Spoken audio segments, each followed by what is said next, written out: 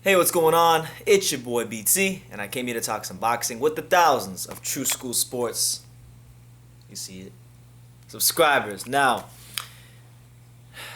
this video is gonna be a bit different because this video. In this particular video, I want to declare something. You see, now as you guys can see behind me, I got a Manny Pacquiao shirt to my right.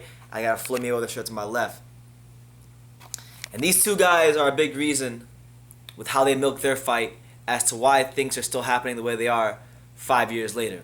Okay? Now, Terence Crawford, I'm a massive Terence Crawford fan. I'm a massive Errol Spence Jr. fan.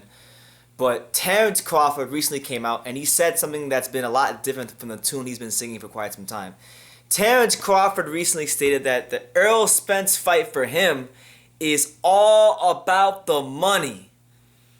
And this is a much different tune than we've been hearing him sing on Instagram Live, talking about it's about legacy, it's about this, it's about that. You know, it's not necessarily about the money. Now listen, I'm no dummy, I'm no fool. I know how the fight game works. I understand that in the sport of boxing, these guys are world-class prize fighters. So the prize comes first, the fighting comes second. Their job description is in the name. So I get it, I understand that.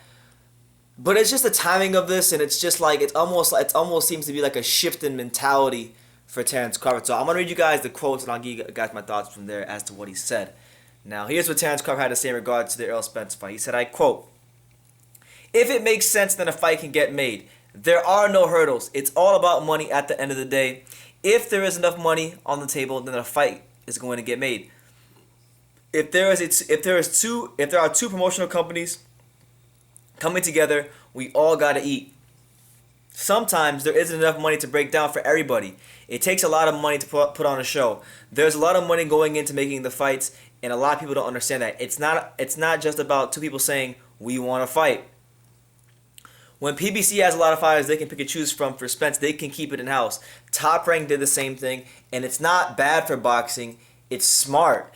You don't see Crawford Spence, but you do see Danny Garcia versus Keith Thurman and Sean Porter versus Errol Spence. Those are great fights too, but it's not the one fight y'all want to see. One fight does not take away from all the great fights that are happening in the past year.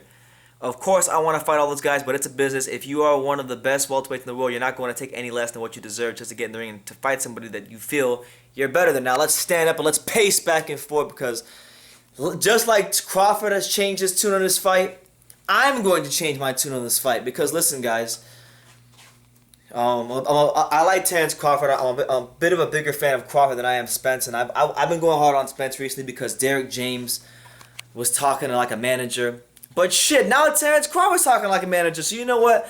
I'm gonna just say it like this, and I'm just gonna be blunt about this fight, because the reality is this. All right, Terence Crawford is 32 years old. Okay, he's 32 years old.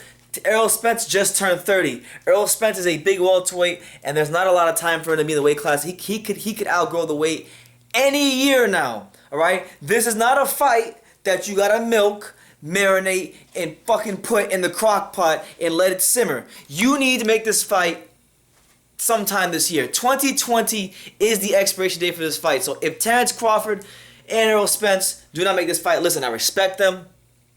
They're two of my favorite fighters in the sport of boxing. I love watching them fight. But if these two fighters do not fight this year, and right now with the way Terence is talking about, you know, well, it's not about two guys saying they want to fight each other. Yes, it is. It is that simple. If two guys want to fight bad enough, you can tell your manager and your promoter, listen, fuck the dumb shit. I want to fight Errol Spence Jr. You get me the fight done. Same thing with Errol Spence Jr.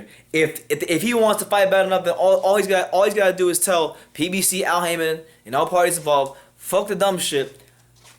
I'm gonna fight Terence Crawford. And guess what? Both the promoters and the managers work for the fighters. Okay, they work for the fighters. Not the fighters don't work for the promoters and the managers.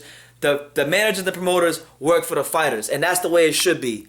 So when I hear all this bullshit about, oh well, it's about money and it's not about this and it's not about that from Crawford, and then I hear about Derek James saying, well, if how many buys did Crawford have, and you know, we are in a, honestly, fuck this fight. I'm over it. I'm over Crawford Spence. I'm over Spence Crawford. Fuck this fight. I hope both of them go and have themselves a great career. I hope Terence Crawford fights somebody notable at welterweight, if he can get a notable fight at welterweight. I hope Errol Spence, you know, becomes the box office attraction he's striving to become, and that he was well on his way to becoming before the car crash. Because I'm over this fight. I'm so over this fight. You guys want to, like, a lot of the American boxing fans, and I'm speaking as an American boxing fan. I'm proud American boxing fans. You know, proudly representing this country and the Stars and Stripes. You wonder why American fighters don't get treated a certain way, or why they're not held in high regard. This is the reason why. This bullshit is the reason why. Because Terence Crawford and Errol Spence should be fighting right now. They have everything in order to make the fight happen. They have the whole boxing world wanting to see this fight. They have freaking media conglomerates that work in conjunction with their promotional companies like ESPN and freaking Fox to co-promote and push this fight to the public. So you got the infrastructure in place. You got the boxing fans demanding the fight. You got the consensus opinion being that you guys are number 1 and number 2 in the division in one of boxing's glamour divisions. What the fuck else do you need to make the fight? What else do you need to make the fight? I mean, I'm highly disappointed by these comments by Terence Crawford, because this whole time Terence has been talking about, well, I got a belt, so now let's fight. I got this, so let's fight. And then you got Spence doing interviews talking about, ain't gonna be no 50-50. I'm the A side, I'm the man in the division, I'm the dog of the division, all that bullshit. And now every fighter, every freaking trainer, everybody in this whole thing has become a trainer and has become a manager and a promoter. The fighters and the trainers have become promoters and managers. So this fight's not happening. Stick a fork in it. I hope I'm wrong. I hope I can come back to this video in a year, 4 or 5 months, 6 months, and be wrong. But it just doesn't sound like it's gonna happen, because Spence, PBC, they've already set up their own witness protection program to avoid Terence Crawford. But now it doesn't look like Terence Crawford is trying to fight it either. It doesn't look like Terence Crawford. It almost sounds like from those comments that Terence Crawford is just going along with it. Because when have you ever heard Terence Crawford say, well, PBC's gonna keep all their fights in house, and that's great for boxing. It's smart. When the hell have you ever heard a rival fighter? Listen to this. Listen to this. When have you ever heard a rival fighter co-sign the business practices of a promotional company for his rival that's ducking, that's not fighting him? I won't say he's ducking, but not fighting him. I don't get it, man. And listen, so somebody in the comments, because I know I'll get a comment saying, BT, you clearly don't understand the boxing business and numbers. Listen, I understand two things. Three things, actually. I understand three things. I understand that many people believe that these guys are the number 1 and number 2 welterweights in the world. That's what I understand. I understand that Errol Spence Jr. by his own has proven to be a standalone pay-per-view draw, and that Terence Crawford has built his profile since his abysmal pay-per-view numbers against Victor Postal enough to where these guys could generate enough interest to put on a good pay-per-view fight. That's number 2. And number 3, and most importantly of them all, let me highlight number 3. One motherfucker is 32 years old. The other guy is 30 years old. One guy is about to age out in a couple years. The other guy is going to outgrow the weight. There's not ample time to make this fight. And speaking as a boxing fan, on behalf of many boxing fans, I really want to see this fight. I think these two guys are amazing fighters. These are two of the best fighters that this amazing country has to offer.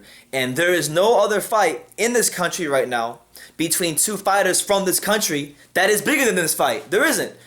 So if this fight doesn't happen, and I don't care if you're a Crawford fan at this point, and I don't care if you're a Spence fan at this point, if this fight doesn't happen, I don't want to hear shit from anybody across the whole YTBC, particularly in America, about why American fighters don't get treated fairly, or why American fighters get overlooked by promoters. Well, listen, you got a big super fight that everybody around the world that likes boxing, that knows anything about boxing, wants to see between two of the most skilled American fighters, and these two don't want to do it. Errol Spence has become a freaking manager and a promoter, and now Terence Crawford has co-signed the business practices of PBC, talking about it's smart, it's sensible business, you know, it's great for boxing. No, it's not great for boxing. You know what's great for boxing, Terence and Errol? It's great for boxing when the best fight the best.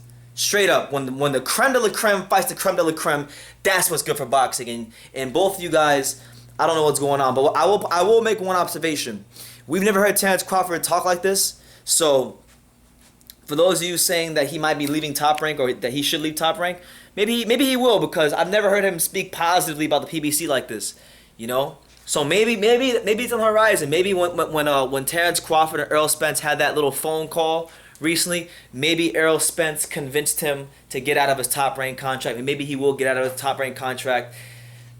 I think he signed with Top Rank though. So somebody let me know in the comments if he signed with Top Rank. But I think they're gonna try to finesse something to where he leaves Top Rank and goes to PBC. So who knows? Maybe a lot of you Errol Spence fanboys out there get your wish. Personally, I don't give a shit about who signs with who or who signs with what. I just want to see this damn fight. I really want to see this fight because I'm such a huge fan of. I've been following Errol Spence since he was like 7-0. All right, since his first TV fight, I've been following Errol Spence. I've been following Crawford for about 6-7 years myself. So I'm very invested in this fight. I mean, look, guys, look. Just so you guys know, just so you know it's real. Like this isn't no bullshit. Look, on my wall. Errol Spence Algieri. Look. This is my wall credentials. I've covered these guys' fights. Errol Spence Algieri. Boom. See that? Look at it. News media. Right here. You know. Crawford Lundy. I did that. I did work for my boy Neil Hoop Jab. Shout out to Hoop Jab and go subscribe to Hoop Jab. But look. Crawford Lundy at the Garden. So listen. I've covered these guys' fights. I don't have any disdain or hatred for these guys. I respect them thoroughly and highly as two of the most skilled fighters this country has to offer. And people want to see this fight. And I really think that if this fight does not happen in this calendar year, you can pretty much stick a fork in it. So, you know, I hate to be rude and I hate to be like come off as a disrespectful young man with glasses. But honestly, if this fight does happen in 2020, fuck this fight, honestly, because I don't know, man. I don't know. I'm very emotional right now because I want to see this fight. I really do. And you guys, I think you guys can understand. Like for my real boxing fans out there, I'm sure you can understand why I'm this emotional. I want to see this fight. These guys are two of the best fighters this country has to offer. Two of the best fighters that boxing period has to offer. One of the best matchups boxing has to offer. And you got one guy talking like he's a manager, and this trainer talking like he's a manager and promoter. And now you got the opponent, you know, Crawford, his rival, co-signing the business practices of the rival promotional company. So listen, if he's gonna sign with PBC, then go ahead and just do it. I really don't care. I just want to see the fight. I don't care. I'm not getting paid from them making this fight. Like, so make the fight happen, and that's what it is. So yeah, let me know what you guys think in the comments down below. What do you make of Terence Crawford's comments and the current state of Errol Spence Jr. versus Terence Crawford being made? Will it ever happen? And when it does happen, will it happen at a time where, you know, these guys still have enough left in the tank for it to be like an entertaining fight? Let me know in the comments down below. Make sure you take the time to subscribe. And like I say in every single one of these videos, you can love me or you can hate me. But I'm just a kid from Dania. So until next time, take care, guys.